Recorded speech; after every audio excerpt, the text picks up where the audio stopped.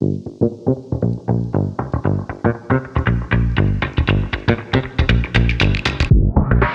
everybody. Welcome to another edition of Talking Elite Fitness. I'm Sean Woodland with Lauren Khalil and Tommy Marquez. We're going to be welcoming on six-time CrossFit Games athlete Amanda Barnhart here in just a second. How's everybody doing? It's early here on the West Coast.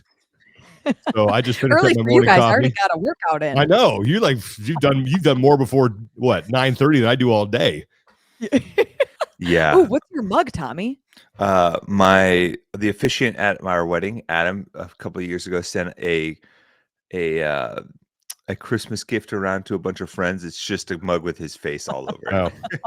I love it. Mine's from my dog. It says, "Dear Dad, thanks for picking up our poop." Ah, That's a nice little memento. Okay, we're going to hop right into it. But before we do that, we want to thank our sponsor for today, and that is Strongest. Great app. If you guys haven't checked it out, you should. It's absolutely free.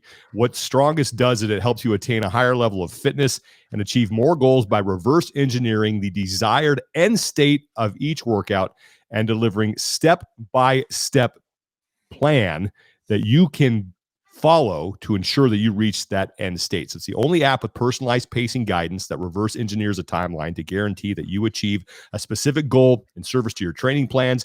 It's powered by a proprietary athletic intelligence engine. And if you stay in your comfort zone, you're going to not gain anything. Fitness, whatever. Routine is the enemy. So it's easy to sort of just half-ass your way through a workout. Guilty as charged, not keep the intensity high enough, and generally waste a lot of time. So the app does everything it can to keep you on the clock and tells you exactly when to work, when to rest. It's outstanding. They have all kinds of workouts in there that you can pick from. All the benchmark workouts, all the hero workouts. If you're looking to PR your Fran time, you can go in there, select the Fran workout, tell it how you want to break it down, what time you're trying to hit. It will tell you exactly what you need to do in order to hit that time. So check it out. It's strongest.app. If you're watching this on YouTube, you can scan the QR code right there. It'll take you to the landing page. You can download the app for iPhone and for your Android as well. So it's absolutely free. Check it out. Really cool stuff. Pretty Lauren, cool. I know you used it for Chad. Yeah, Tommy's used it before. I have yet to take on a benchmark, but when I do, I'm going to absolutely be checking that thing out. So it's strong.app. I was going to say they have a program right now that's pretty cool called running a 5K is table stakes. It's basically a program that'll help you kickstart basically a sequence into running a 5K if you want to sign up for an event. So they have like curated programs like that it's a day-by-day progression that'll help you build up to that moment. And since I'm getting my running going again, I've been using that on my days where I don't go to the gym to train inside my box. So it's pretty nice. Cool. All right. The open is less than 90 days. Awesome. I'm gonna take one little thing on my okay, that's why. All right. Not a problem. Just making sure we had didn't have a technical glitch there. Okay, let's bring in our guest. She's a 6-time CrossFit Games athlete. She's Amanda Barnhart. Amanda, how you doing? Hi guys, thanks for having me. Thanks for being here. We really appreciate it.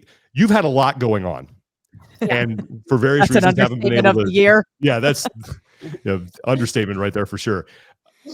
Just take us through what happened to you before the CrossFit Games. Mm-hmm. So in June, my husband and I were contacted through Child Services, through an email actually. Like, we have a family member of yours, 4-year-old, who we knew about that needed to go to family. He was at a different home and was going to get sent to family, and asking if we were able and willing to take him. And we were like, well, absolutely. So we kind of like dropped everything at that time, like drove to see him, did visits with him for a couple of weeks to kind of like ease the transition. And then, so that was in June. And then in the first weekend of July, he moved in with us, and we've had him ever since. So it was kind of like, boom, your parents right before the CrossFit Games. Literally a month. You're probably in a ramp up for the games, but you now have a 4-year-old. What did your training look like? What did learning to become a parent look like? What were the emotions that surrounded that? It was very stressful. Honestly, we would not have survived it if we weren't still living with my parents. So when we moved home from Boston, we moved in with my parents because we we didn't move back to Ohio where Wes and I had originally lived. We moved back to where my family was from, which is a couple hours away. So we didn't have our house anymore because our house was a couple hours away. So we moved in with my parents, began the home search. Obviously, the market has been horrible. So we didn't find a house. We actually had put in, and like now looking back, I'm just like, thank God we didn't get those houses. But like we had put in a few offers in the spring, like hoping to get houses, and we didn't get them. And then this happened, and I was just like, thank God, because my mom is the best with kids. Like I don't know anyone better with kids. She watches kids at home during the year. And she, stayed home with us and other kids when I was growing up. So like she literally has watched kids or worked in a school for her entire life. So it was like we couldn't have been more equipped to have the help at that time. And Wes was finishing his engineering degree. So he was still working. So he had a job. He was working full time and was taking 3 full classes.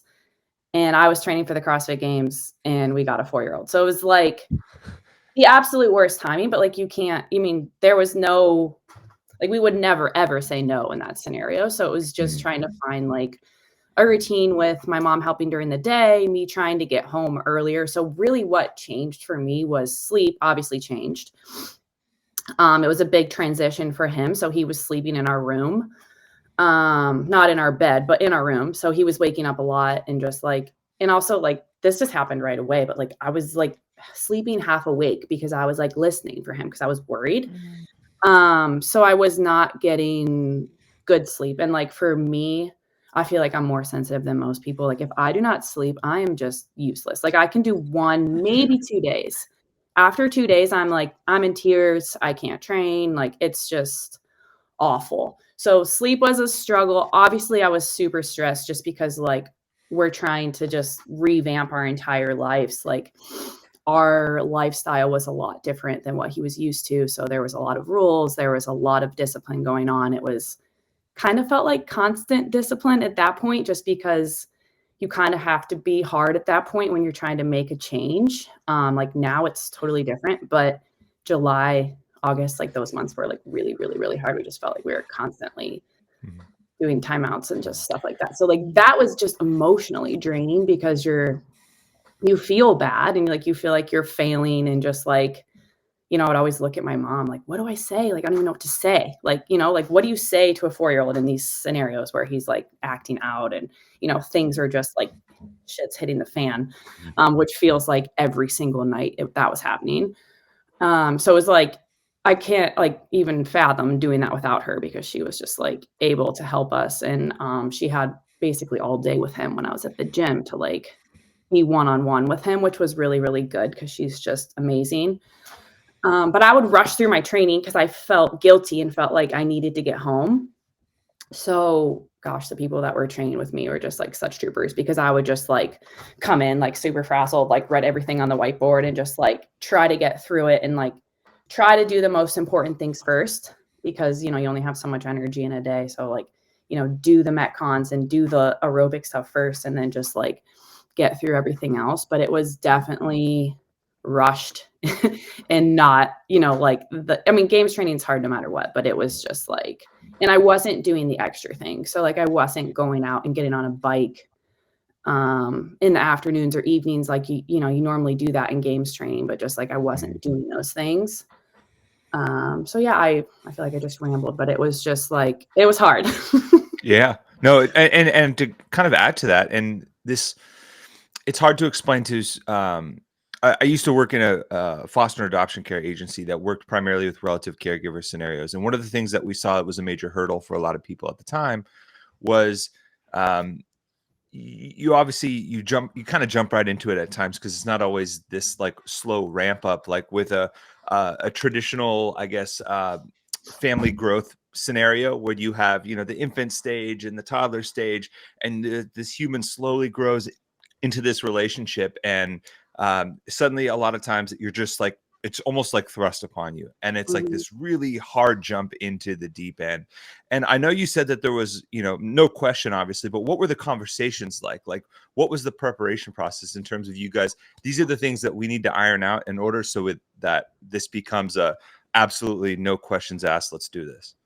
Yeah. So I guess like what my questions were was like, can we handle this? Like, I just felt like, I mean, honestly, I just felt terrified. Like, and also they call, like, first of all, we had a phone call and they kind of tell us about the history and everything going on. And like, obviously, usually in scenarios like this, kids have a lot of behavior issues. So they kind of scared us, to be honest. Like we were like, whoa, like, what are we getting ourselves into here?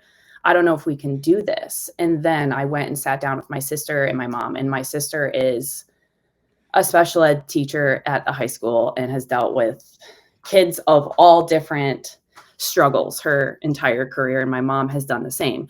And they were like, environment is everything. Like, you guys can do this. I'm going to cry.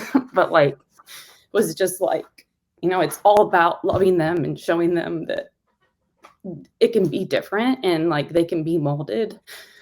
And I felt like then, like, okay, like with their help and like we can do this. It was just scary, like really, really scary.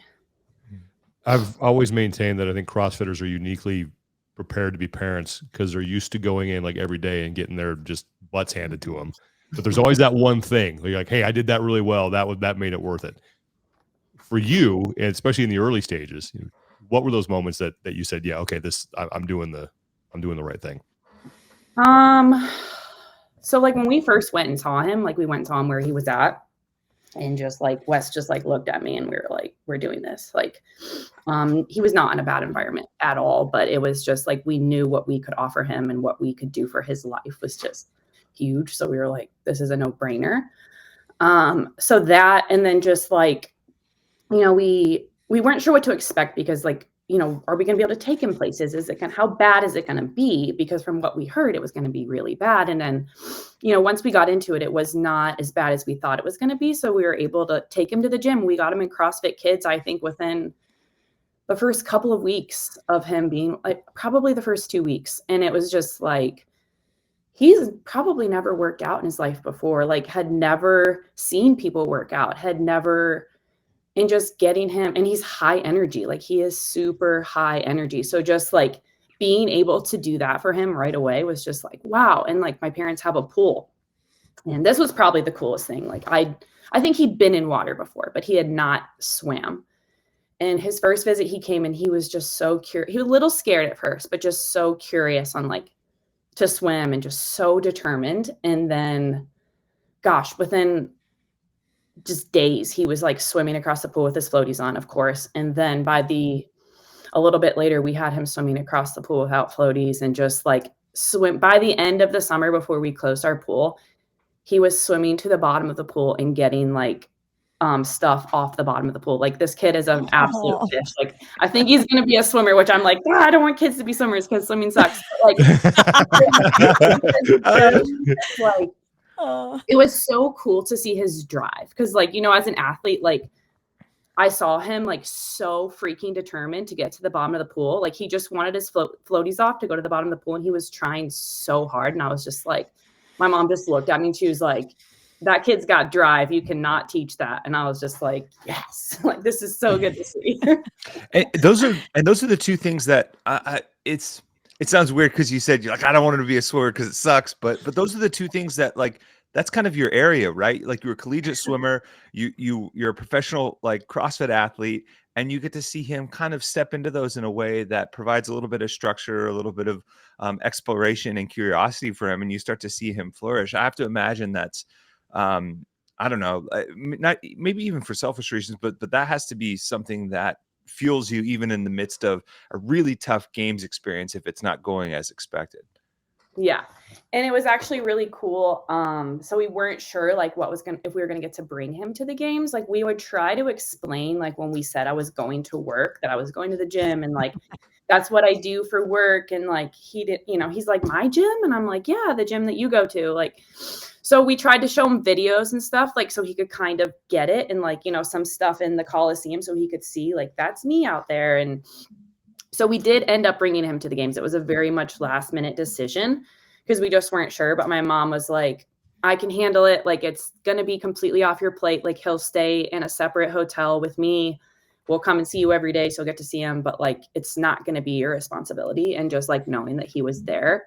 Actually, it was Amy Everett's idea. Like when she came and visited me right before the games, and just like she just came for moral support and like lifting, obviously, but like I was not doing well, so she came to like spend the weekend with me, and she was like, "You have to bring him to the games. Like this is your life right now. Like you want to show him what you're doing."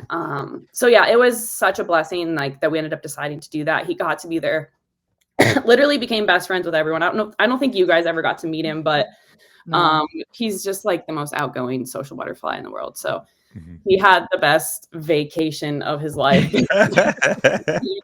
Meet all these people who are like amazing, famous athletes that he has absolutely no idea. He's just like playing, like, I think Chandler, he was playing Transformers with Chandler, and like Chandler's like rolling on the ground pretending to be Megatron, and and he's like, I'm Bumblebee. And like, so now every time he sees Chandler, if he sees Chandler on Instagram or anything, he'll be like, "There's Megatron." Or we watched the Rogue Invitational and he sees Chandler, he goes, "Megatron's on TV." And he's like, "Oh my God, are you kidding me?" That's Making so a note of that. Yeah, I'm noting that one for sure. Chandler is Megatron. So ask him about that. Oh, that's epic. Amanda, you become a mother overnight. You are changing your routine. You talk about how you need to show this kid discipline, but also love. You need to show him that you guys are here for him and you're going to love him regardless. But CrossFit is also your full-time job, and there is money on the line, and kids aren't cheap. I have dogs, but you know, where was your head at when knowing or balancing showing him as much love, care, and affection and adding him into the family dynamic, but also knowing, oh my gosh, I now need to feed another person and clothe him and all of these other things that come with being a parent? None of that like really worried me, to be honest. We had so many people reach out to us the second they found out we were getting him, and we got toys, clothes, like everything donated. I think we bought a handful of things just because we were excited. You know, we bought him like a little tractor, like a remote, you know, those tractors like kids ride around in the back. Like we got him one of those, and like, you know, just stuff that we were excited to get. But I have barely bought him any clothes just because of the amount of people. You know, CrossFit gyms are amazing. Like as soon as the gym found out, like anyone with a boy amongst those ages, like brought me bags of clothes that they didn't need. So it has been, the outpouring of help has been amazing. Isn't that awesome though? Like just it's, I don't know, it's the sudden no questions asked support that almost mirrors what you guys did, right? It's almost like that equal reaction, I guess, in some sorts, where you guys step up to the plate and then immediately your community kind of almost cocoons in a way to provide that same support. It's pretty fantastic to see when it does happen. Yeah, I mean, the gym, my family, like all of my friends, it was all just like that immediately. Like everyone at HWPO, like, what do you need? Like, what can we do to help? Like everyone just jumped in, and like that made all the difference. Like I remember Wes and I sitting down with my family and being like, you know, can we do this? Because like this is going to affect your guys' lives, like my sister, my dad, my mom, as much as it was going to affect our lives. And like all without hesitation, they're like, yes, like we're doing this. Like, so it was amazing to have that support. When you're talking about starting a family with your significant other, you can have those conversations about parenting style and, you know, how you're going to handle certain situations. And I'm guessing the time that you had to do that was very minimal. How did you and your husband negotiate those waters, just trying to figure out, okay, are we on the same page? How do we get on the same page? What do we do to discipline? How did you manage those decisions? We're very similar, like in a lot of those ways. So like there really wasn't too many issues. It's funny, like the role that, this is such a bad comparison, but I know everyone has dogs. So like the role that Wes plays with the dogs is kind of like the role I play with the kid, and then like vice versa. I'm like, I don't know how this got switched, but like I'm kind of more of the softie with the kid, and he's like the biggest softie with the dogs. And I'm like, you would just expect it to be the same, but it's not. It's something we're still figuring out every day. Like, you know, there's moments where like I want to say something and then he says something else, and like it's just like you kind of learn as you go. And like it has honestly brought us a lot closer, because it's just been like a whole new challenge and a whole new life that like, you know, it's just changed everything for us. But it's been really good for us. Yeah. And did you two talk about kids before? Yeah, so, like, when we got married, like, we didn't know I was gonna be competing at the CrossFit Games for 6 years in a row. Like, if I could just pop out a baby and just still show up to the games, like, we would have done that by now, but, like, as you've seen other athletes, like, you gotta take at least a full year off, and, like, even if you do that, it's still incredible to come back. So, Mhm. we just kind of like held it at like, like, let's see how this year goes, like every year. Like, we want kids, and like I feel like this was a really good push in that direction, just to kind of like give us an idea of what it's like, get us ready. And like it's different because we started with a 4-year-old, like you said, like who had, we didn't raise from the start, but it's still starting our family one way or another. And like I think we've kind of been wanting that. So like the fact that it just happened while I still got to compete is, a beautiful thing, I guess. Mm. What have been some of the challenges in it being more of a relative caregiver scenario in particular? Because it's hard to explain to people if they haven't seen it before that, much like with an infant, you're kind of starting with a clean slate, right? Mhm. It's a completely new human, and that's not the scenario.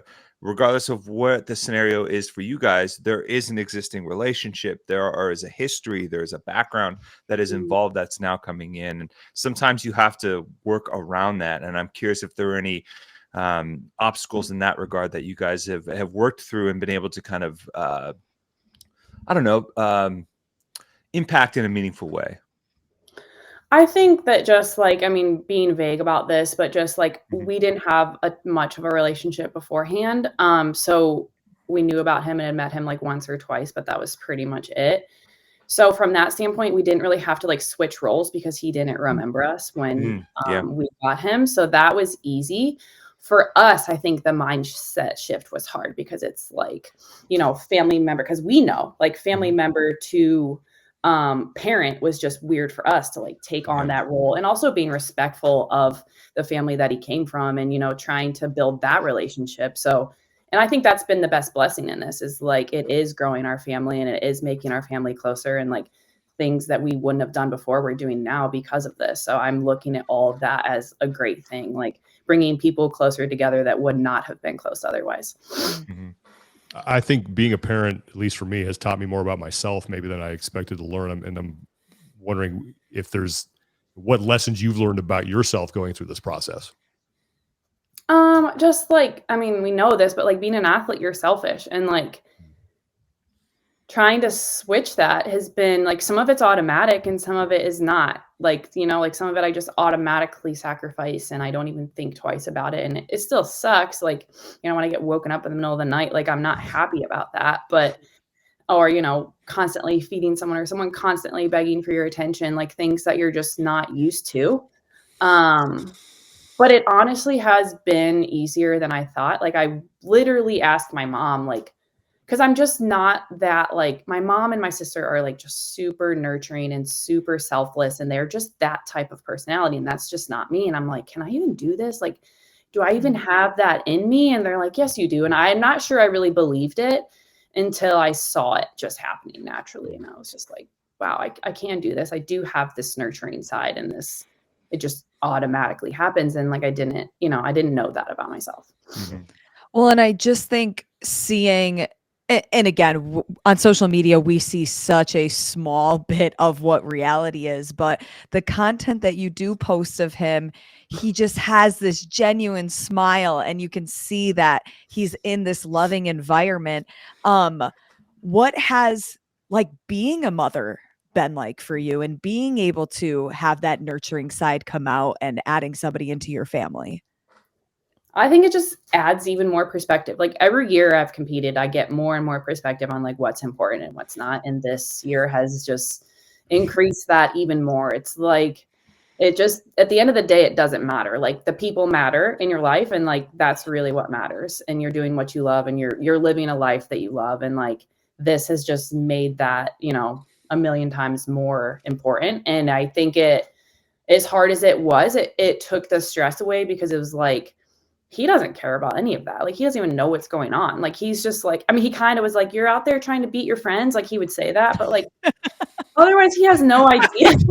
That's such a funny way of putting it. Say that because he got to meet everyone. You know, he like met Danielle Brandon, and he met everyone. So he's like, you know, Amanda's trying to beat her friends, and then you'd be like, go Amanda, like, you know, like that's pretty much to the extent of what he understands. And it's like, it just simplifies it for me, being like, you know, it's not that important. Like, I'm gonna go sit in the pool with him and like probably sweat in a humid pool at the Clarion longer than I should before I compete. But like, he's excited to be in the pool and he's having a blast. And like, I could have gone upstairs. My mom had it handled, but like, you don't want to miss that. Like, you don't want to miss those fun moments. Like, you want to be a part of it. So it has just totally changed perspective on like what is important in life.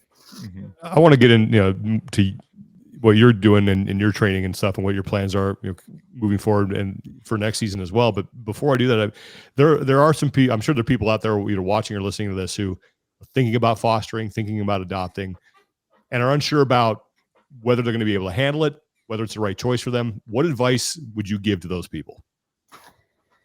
Whew, it's hard. I would say if you're thinking about doing it, you should do it, because if, you know, there's just a little inclination that like you are interested, I think it's worth trying, because you really could save a child's life. Whether it's, you know, and I really, the people who like sign up for this and know that they're just fostering for a short period of time, like, you're literally putting yourself up for heartbreak. Like, it's, your heart is going to get broken, but you're doing it because you know that you're changing a kid's life and you're making their life better. So if you are selfless enough to do that, like, you are an incredible person. Cause I just like, we went through the foster courses and just the people we met and their stories, I was just like, wow, like, this is hard stuff. And like the fact that people go out looking for it, like, we were not doing that. Like, this came upon us and we took it with arms open. But like, the people who truly are out there looking for it, like, you are an amazing human, and like, keep doing what you're doing, because it's a world I didn't even know anything about. Yeah. Sorry. And I do have one more follow-up question. I don't know if you can answer this. So feel free to say I'm not speaking about it. Are you going to eventually adopt him? Is that the plan, or do you just plan to foster? No, I didn't say this part. So we did go to court a couple of weeks ago, and we were awarded legal custody. So with legal custody, you don't adopt the child. With permanent custody, you can adopt children. So we have legal custody. His father still has rights, so we do visits with his father. And yeah, so that will be, you know, we are his legal guardians until he's 18. And okay. I will say, you've kind of touched on it a little bit, but how has this maybe grown or changed your relationship with your mother and your sister in this process too? I feel like I've heard, I don't know, but that more often than not, you have a new appreciation for your parents once you go through the process yourself. Yeah, I mean, definitely. Like, I can't, like, my parents did so much for us, especially like living with them in general. They were already doing so much for us, and then adding this on top of it. And like, still, my mom watches him every day when I'm at the gym if he's not at school. So like, we would not be able to do this without them. But it has been great. Like, my sister and I have gotten a lot closer just because of like a priority shift in me a little bit. Like, I'm still training, but I'm just not like, I'm not coming home from the gym thinking about my workout tomorrow anymore. And like, I used to just obsess about how training went that day and how training's going to go the next day. And now I leave the gym and I'm like, we go over to my sister's and we hang out with her and her kid. And like, I wasn't doing stuff like that as very often before. And now like, I'm hanging out with friends who have kids and like doing that kind of stuff all the time. And it's just like, it's nice for the first time in 6 years. Like, I feel like I have a life, and like, that is, it's so nice. What are your plans, or what does the rest of this off season look like for you? Because I think we're only 90 days away from the Open. Which is so scary. Yeah, we haven't talked about this, but I did hurt my shoulder at the games. Yeah. So that has been a big challenge. You know how you have everyone has nagging shoulder pain when you're training. So like, it has been kind of bothering me for a while. Probably for like, I don't know, over a year at least, but it would only flare up with too much dips, too much muscle ups, too much bench press, like too much in a couple of days, it would flare up. But otherwise I was fine. I didn't go into the games with shoulder pain. It wasn't bothering me at all. when this happened. So when we found out about the pullovers, everyone was in the warm-up area practicing connecting them together. And in the Coliseum, you can't practice them because the ceiling is so low. So everyone's like practicing like crazy in the warm-up area before we go over. So I didn't really warm up. I don't think this is why this happened, but like I just see everyone trying it and I'm just like, I need to know if I can do that, because like the anxiety starts to like, can I even do that? Like, I don't even know if I can connect them like that. So I just like jumped up and tried it. And when I came down from the first one to go into the second one, I just like felt a pop. And I was like, oh crap. I didn't like think too much of it. And I just kind of was like, oh, that kind of hurt. And I just don't even realize how much I like deflected what happened, because you cannot think about like what is going on, and your body just like ignores pain in those type of circumstances. Like we went back to warming up. What Josh was like, okay, let's warm up. Like, let's warm up really, really good. So we did like an extensive warm up, and I was scared to go back up and try again, because I was like, it just didn't feel right. It didn't feel safe. I felt worried. Out on the competition floor, I was a little bit worried, but then like, you kind of feel it, but you're not paying attention to that. So it just kind of like got worse throughout the weekend. I remember what really hurt was the sandbag squats, because I am right dominant and it was my right shoulder. And I was like, there's no chance I'm doing these squats unbroken on my left shoulder. So like, I have to use my right, whether it hurts or not. And it hurt so bad, but I was like not putting that sandbag down. So I think that was when I like really irritated it. So going into Saturday, I was like, I don't even know if I can jerk. Like, I just don't know if I can, like, because like my front rack fell off, like getting overhead fell off. Same idea, like just warmed up a ton, like trying to get it out of sight, out of mind, and like jerking over 200 pounds in the warm-up area. I was definitely nervous about it. So then like, again, it still didn't hurt that bad because you're just living on adrenaline. And then Saturday night, like I knew, like, unless an absolute miracle happened, I wasn't making it to Sunday. So I don't remember having a ton of pain Saturday night though. Like, I think still I was like living in adrenaline. And then Sunday morning when I woke up, I knew I wasn't competing. Like, I knew I was done. Like I couldn't even like lift my arm to here. And I was just like, there's no way I could do ring muscle ups right now. Like on the Zeus rig, like I was just like, I was so relieved that I didn't have to go out there and even try to do ring muscle ups, because it like would have been terrifying. So like it did, that workout being announced, like did make the sting a lot less Sunday morning for me, because I was just like, you wouldn't even be able to do them. And if you did, you would probably hurt yourself worse. So it was just like kind of a blessing in a moment that like really sucked. And So what? I was just going to say, even despite that, you had an awesome performance in the snatch.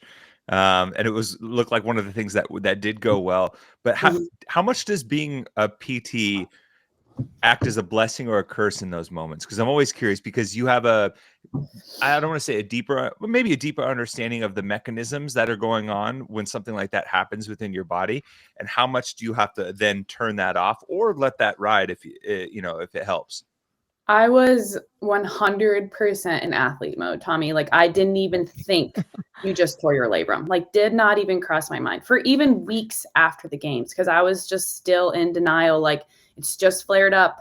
I'm fine. In a couple of weeks, it's going to be like normal again. I'm going to just rehab it, do all my exercises. I'll be good to go. I'm not going to an ortho. Like, I was stubborn. And like, now looking back, I'm kicking myself for that, because if I would have just gone to an ortho and admitted that like it was bad in August, I would be in a much different place right now, because I just kind of like tried to make it better without like really addressing it. Because rehabbing yourself is the hardest thing in the world. Like, I would do exercises and then I would try a wall walk, and then I would do exercises and then I would, I'm like, what am I doing? Because I just like so badly just like wanted to do class workouts. I love doing class workouts in the off season. And so I kept trying to go in there and do class workouts, and I couldn't do things. And I was just getting pissed, and I would flare at my shoulder. And then I would like, it was just like this vicious cycle until like one day in October, I did devil's press, and they felt great in the moment, but I was like flinging the 35-pound dumbbells overhead hard. And then the next day I like could not move my arm, and I was like, crap. So that was when I saw an ortho literally like 24 hours later after that, because I was like, I'm not having surgery. I know I'm not having surgery. Like, it's not like the PT in me at this point knew it's not that bad. Like, if I can still lift my arm, I will never have shoulder surgery, because I know how horrible the recovery is. And at this point, I didn't have time if I was planning on trying to do the open. So I'm just like, I just need to go see them, get an MRI, get some PRP so I can get this like healing a little bit faster. Cause I also knew like my pain wasn't that bad. Like I know I have a high pain tolerance, but like I was fine. I knew like something's torn in there, which like there's probably tears in my other shoulder too. That's why I'm like so anti MRI, because everyone Don't tell me. I don't want to know. If you don't tell me I have it, I don't have it. You know?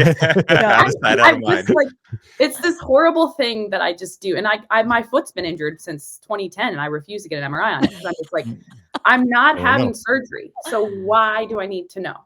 But anyways, like you can't get PRP without MRI. So that was why I finally gave in. But like, I knew there were small tears in there. They could have been there before this injury even happened. Like that's just how imaging works. Like we all probably have something in our shoulder. They'll tell you there's arthritis. They'll tell you there's some type of tear. It's just useless information, I think, unless you're planning on like getting surgery. Mm-hmm. So I finally went just because I knew I needed to like increase healing a little bit and get myself ready faster, because what I was starting to do at that point was starting to work. Actually, the day I went in for PRP, my shoulder was feeling great. And I told the surgeon, I was like, if I was a normal person, I probably would just leave right now. But like, I need this to like move along a little bit faster. So like, let's still do this. And like, since then it has been progressing a lot faster. It's still not, I mean, I'm still not even like kipping normally. Like I'm just starting to do like baby kips and hanging from the rig and like doing handstand holds and stuff now. But like before I couldn't even like get my arm all the way overhead to do a handstand. So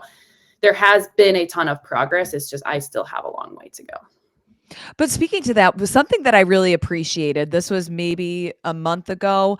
You had posted, I think, doing a class workout, and you posted video of you doing hanging knee raises. And you're like, yep, I'm scaling the workout today. Like, this is it. I don't think I've ever seen a CrossFit Games athlete post a video of hanging knee raises. And it literally made me stop scrolling. And I was like, whoa, like this was so important to see that when you get injured, you need to take the right steps.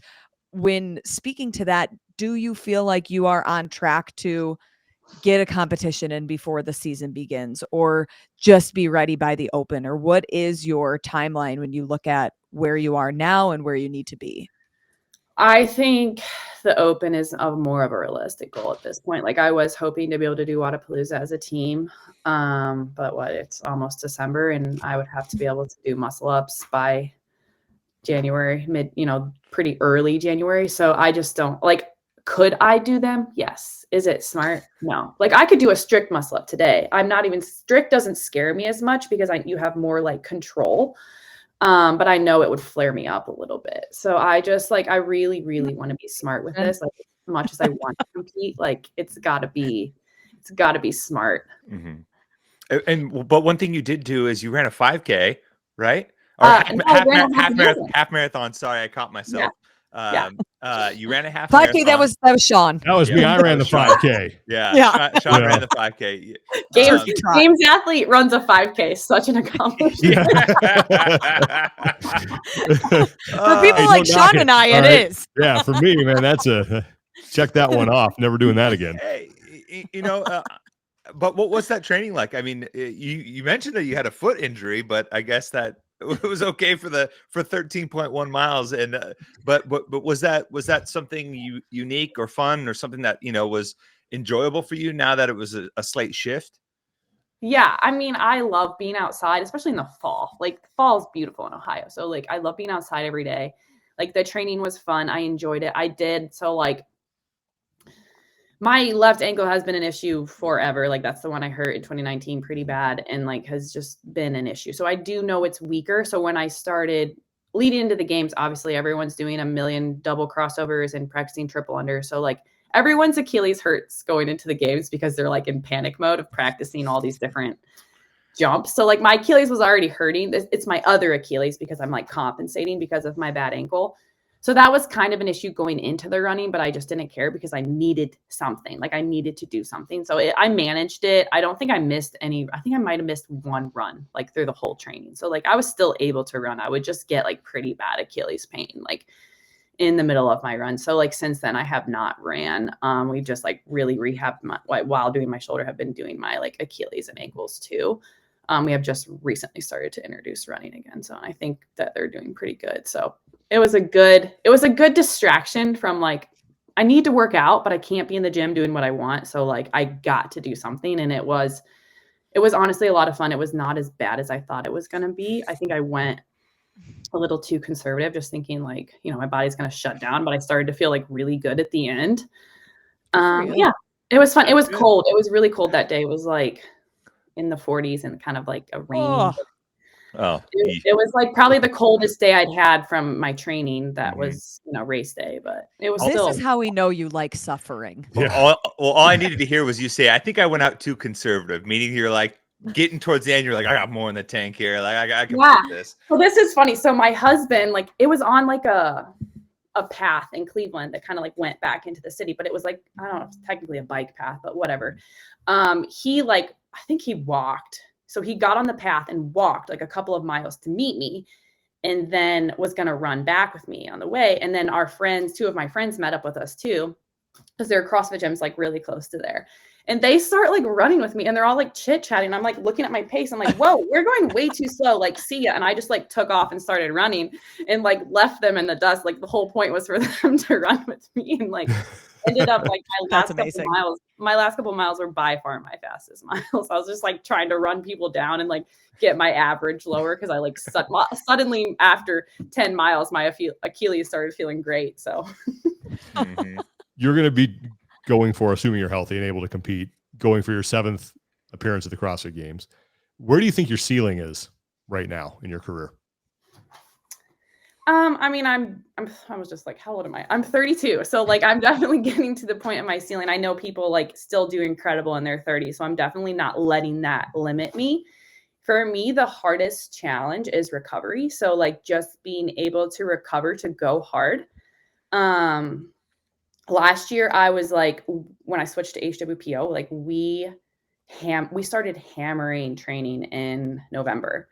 So like I was training really hard in November, December, January last year, harder than I've ever trained in those months. And I was loving it because it was new. It was like a new program. I was seeing results. Like I was fit. I remember Chandler came and like trained with me in December, and he was like, you're so fit right now. I was like, this is working. Like, but the problem is like, especially me, it's nothing that HWPO did wrong, but just like tolerating that volume, was hard for me to maintain through the year. And obviously I had a bomb hit me in June, July. So like that had a lot to do with it. But by the time that hit, I just could not recover at all. So like going into semifinals, I was very, very ready. I was fit. Like I've never felt that good, like from an injury standpoint. Like my feet weren't hurting, my shoulders weren't hurting, my elbows were good, my knees were good. Like everything was really, really good, and I was fit. And it was just kind of like after that, when we got back to ramping back up, it's just my body was like, no, like I can't even think. I think there was a handful of workouts that went well once we got back to normal training after semifinals. So it was just like my body on so many different levels for so many different reasons was just done. And like, I knew it. Again, you have to be in denial in those scenarios and just like hope that you're still doing enough. But like, you know what it takes, and you know how hard you need to go in workouts like leading into the games, and you kind of know what it should feel like, especially at this point in my career. And last year I was just like, I knew I was not like my running workout. I knew I was fit, but like my running workouts weren't going like how they should, and just everything I could just tell. The only thing that was like going well and like this makes sense is because it doesn't require like as much energy as like the gymnastic stuff. Like I could feel like my gymnastic strength was high, because usually that's a lower intensity, like my pulling strength and stuff like that was pretty good. But my ability to just go was just not there. So I do think we can get there again. It's just being smarter. Like every year you're just kind of like learning, like where is the threshold? And like, especially with my life changing so much, it forces me to kind of manage volume more, because I just honestly don't have time for volume. So, and I don't tolerate it well anyway. So I think it's kind of going to be a good win, because it's going to be like, I don't have time to do it and my body can't tolerate it. So like, we're going to have to find that like perfect sweet spot of like where I can get fit and go hard without having the detrimental effect in July. Like everyone can show up and get ready a certain time of year, but like you have to be able to maintain it when it counts. Yeah. Are you still with HWPO? Yes. Cool. Why did you make that switch? Huh? Why did you make that switch? I don't think we've talked to you since you made the switch from CompTrain to HWPO. Why did it make sense to you at that time? Because I think I don't know if we in the media make a big deal of this or not, but it's just something kind of new to the space. Like people switching. Depends who you ask. Right. And everyone has their own different circumstances to why they're doing it. And I'm just interested to hear why you felt it was time for you to try something new. I think CompTrain was like starting to go a different direction. Like we were 100% sure we were ready to move home. And I was just not, I don't feel like I was getting what I needed and I needed a change. And, I had talked to Matt like a few months prior and he was just like HWPO. And I was just like kind of kept that in the back of my mind. And then Harry had taken a job there and, like the pieces just kind of like felt right. And it was just like a very seamless transition. And just, it has been a really, really great move for me. Mm-hmm. I only have one more question. We're coming up on the holidays. You've just got through one of them in Thanksgiving. And obviously you have you've been able to share it with an additional person in your family. Like just kind of what has been that process? And is there anything you're looking forward to as you get towards Christmas? Maybe, I don't know, a Barnhart family tradition or something like that you now get to share with someone new? I know. I don't know about traditions. Like, I feel like we need to do something. I'm just like the worst at that kind of stuff. But we did watch like a little Elf on the Shelf thing recently. I'm like, should we get one of those? But you guys know what that is. Like you just I used to be so anti that because I grew up with the 1980s horror movie Poltergeist. And I'm like, I don't want some creepy thing staring at my kid. God. And now like, we're doing it. Here we go. We got everything planned out. Yeah, I'm totally in now. So I guess Amanda, you have like one day to go get one. Is it start December 1st? Mm-hmm. Yeah. Okay. I guess I'm just mostly excited for Christmas morning. Like we just recently moved in a new house. So like we have our own space now. Like we're creating it to be our own and our own memories and just like really excited for Christmas morning here. And then like we'll go to my parents afterwards and just kind of have a gathering with everyone. You got to decide, are you going to be a pajama photos family? Are you going to, are you going to get matching PJs? These are the big questions you got to answer. I feel like Wes will hate that, so I probably should. So do it. You should absolutely do it. That's why you do it. That's why you do it. Yeah. Yep. Oh, man. 100%. I'll be like, I'm not wearing those. Amanda, thank you so much for taking the time to do this, sharing your story with us, and thank you for what you're doing. I mean, really, I think it's great that you're making the difference in a child's life, and hopefully someone hears this or watches this and decides to do the same, and we can pay it forward a little bit. So. Really appreciate you coming on and sharing everything, and best of luck this coming season. Hope that shoulder gets healed up, and looking forward to seeing you back out there on the competition floor. Thank you guys so much. I really appreciate it. All right. Thanks, guys. Appreciate you checking this out. Again, Amanda, thanks for stopping by. Be sure to check out our sponsor, Strongest.app. Download that app. For Amanda Barnhart, Lauren Khalil, and Tommy Marquez, I'm Sean Woodland. Take care of each other, be better, and we will talk to you guys next time.